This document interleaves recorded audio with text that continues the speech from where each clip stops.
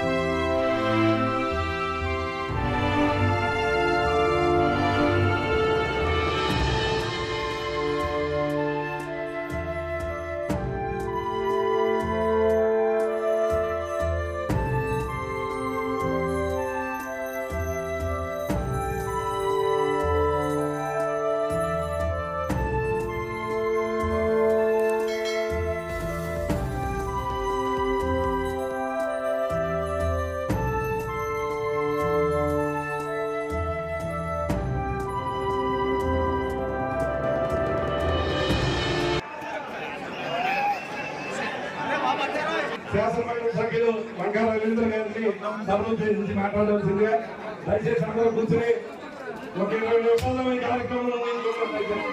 ఈ మధ్య కుర్చీ వేసేది అనుభవం చేస్తున్నాం.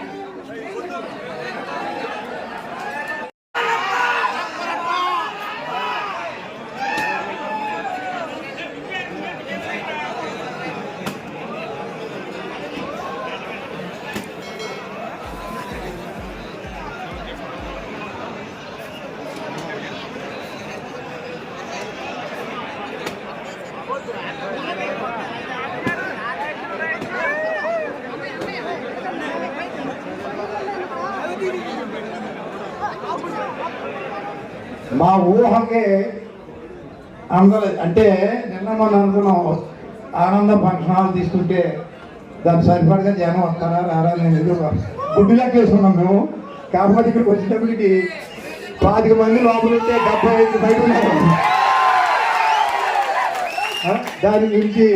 మీకు అసౌకర్యం కలిగించినందుకు ముందుగా మీ అందరికీ కూడా పేరు పేరున మమ్మల్ని క్షమించాలని చెప్పేసి కోరుకుంటూ మరి ఈనాడు ఈ కార్యక్రమాన్ని మన పార్టీ అధినేత జగన్మోహన్ రెడ్డి గారి పిలుపు మేరకు ఏదైతే గతంలో ఎన్నికల ముందు కూటమి ప్రభుత్వం అనగా ముఖ్యమంత్రి చంద్రబాబు నాయుడు గారు వాగ్దానాలు చేసి ప్రజలందరినీ కూడా తప్పుదోవ పట్టించి ఏదైతే జగన్మోహన్ రెడ్డి గారి పథకాలు ఈ రోజు వరకు ఇస్తున్నారో అంతకన్నా అదనంగా పథకాలు నేను ఇస్తాను అని చెప్పి ప్రజలందరి చేత ఓటు వేయించుకున్నటువంటి విషయం మనందరికీ తెలుస్తుంది. ఏ ఒక్క పథకాన్ని కూడా అమలు చేయని పరిస్థితిలో మన కార్యకర్తలందరికీ కూడా ఇచ్చేదంటే మనం మౌనం వహిస్తూ ఉంటే ఏదైతే తప్పుని ఖండించకుండా ఏదో జరుగుతుందని మనం ఊరుకుంటా ఉంటే ఒక అబద్ధాన్ని 4 సార్లు మాట్లాడుతుంటే అది నిజమయ్యే పరిస్థితిగా కనపడతా ఉంది ఇప్పుడు. కాబట్టి మనందరం కూడా ఏదైతే జగన్మోహన్ రెడ్డి గారు పిలుపునిచ్చారో ఆ పిలుపు మేరకు